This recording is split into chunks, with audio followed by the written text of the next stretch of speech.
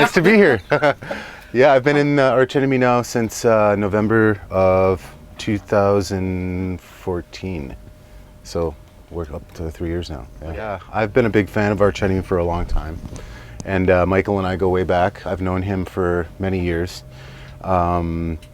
We toured together with my old band Nevermore and Arch Enemy together. So we've stayed friends over the years. And he just called me up one day and asked me to be in the band. So it worked out very well. Of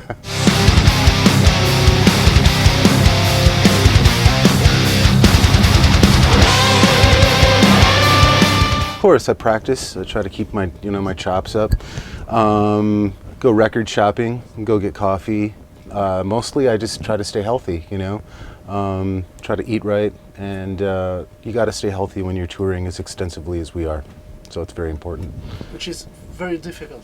Well, sometimes, yeah, because not all the time you're getting handed the healthiest things to eat. So you kind of have to watch yourself with what you, with what you eat. So.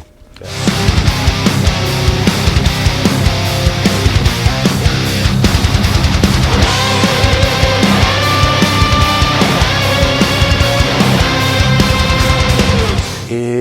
Yngwie Malmsteen, yes. Yngwie was definitely like a big influence to my playing when I was growing up as a guitar player. The first record that I ever heard from him was his instrumental / vocal album, Rising Force. It was something that definitely changed my life and made me want to practice more as a musician and study guitar even more. So definitely one of the top 3 guitar players that I listened to growing up. Seattle, Washington, yeah. Many cool stories about Seattle. I've been living in Seattle since 1991. And as many people know, 1991 was a big year for Seattle because that was kind of the explosion of the grunge scene. And at that time, I was just starting my band, Nevermore, with Warrel Dane and Jim Shepard. And it was kind of hard for us to kind of keep our heads above water because, there's this explosion of a grunge scene going on. And here's this metal band trying to get famous, at the same time. But I'd have to say it was a really cool time to remember because of all the cool bands that came out during that period. Alice in Chains, Soundgarden, Pearl Jam, bands like this. So it really made a name for the city, and it's still, a wonderful city to live in. It's very beautiful, and I've been there for 26 years. I used to practice at a rehearsal place with my old band Nevermore, and all the bands rehearsed there. Soundgarden played there. Courtney Love with her band Hole played there. Soundgarden practiced there. So it's kind of like a tightly knit community with all these bands playing at the same places. And I knew some of those guys as well, I talked to Jerry Cantrell many times and Chris Cornell, all really cool guys. So it was something very rememberable to grow up in a situation like that. Is there a damnation in the city? Damnation? Yeah. I don't know. They say that, everybody writes all these sad songs because the weather is always so gloomy and dark and things like that. I think that definitely could have an effect on the way, that people write their music there. I know that when I write, I'm writing very much in minor keys and very dark. And I think that could have something to do with just the overall darkness of the city. It's possible.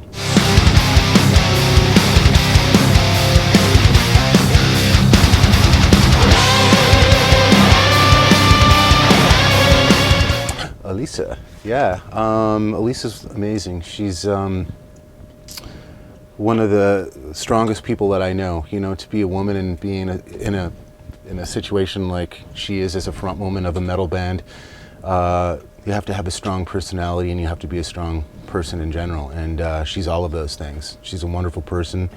I've grown, quite fond of her over the last, 3 years that we've been together in a band.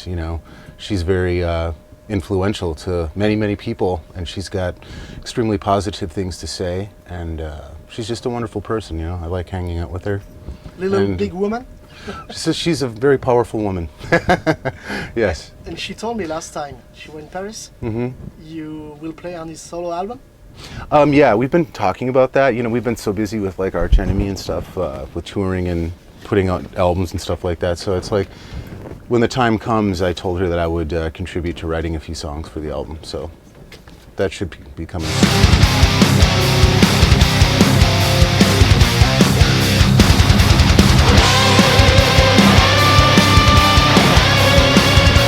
Yeah, Michael is, you know, an amazing dude. Like I told you before, he's a great riff writer, a great musician, great songwriter, and I think, you know, when you tour as much as we do, you know, you have to find a friend on the road that you can really gel with and be with, and you know, play music with together. And he's one of those guys for me, and we get along great. Every day is something different, something cool, and something positive. So I enjoy being on the road with him.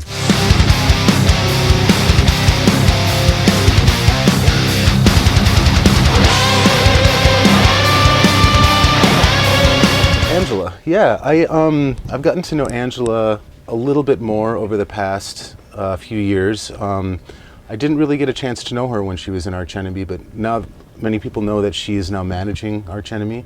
So I talk to her a lot when it comes to business stuff and things like that. And she's a wonderful person, keeps the band tightly knit and organized and managed, and she's great. Yeah. Is she Iron Woman? Yeah, yeah. She makes things happen, man, you know?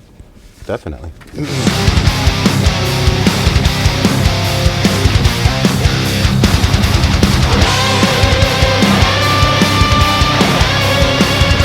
Last one. Yeah, Warrel Dane. Yeah, he very sad, you know, he recently passed away. It's a sad situation, you know, with one of my best friends that I grew up being in a band with. One of the best lyricists in metal, I believe, that was ever out there. A fabulous person, you know. He was a troubled person too at the same time. He had some issues, and you know, we had many great times together in the past, and we've had many bad times, but I would say that the good times outweighed the bad. And in the end, we were talking still as friends, and you know, we talked in the end before he passed away, and we were on good terms, you know. So it's a very sad loss to the music community, and he'll be well remembered as one of the great vocalists of a metal era, you know. I don't know, I think more, you know, just he was kind of struggling with drinking and things like this, and you know, I'm not getting into too much detail there, you know. He had some troubles, and you know, I'm gonna miss him a lot. He was a great friend of mine, and he's a wonderful human being, you know. So would you reform Nevermore? You know, I think that once you do something for such a long time and you make your mark in the music world, you know, sometimes things do have to come to an end, and unfortunately with my situation with Nevermore, after 18 years of being in the band, it marked kind of an end of an era, and for me personally, it was kind of moving on to another chapter in my life. There was talks at the like maybe a year and a half ago about maybe doing a reunion show, but it never happened, of course. But maybe, you know, you never know. It's like, obviously now it's not going to happen, so. Are you still in touch with the other guys? With Van Williams mostly, the old drummer of Nevermore. I talk to him, you know, all the time. So he's my best friend.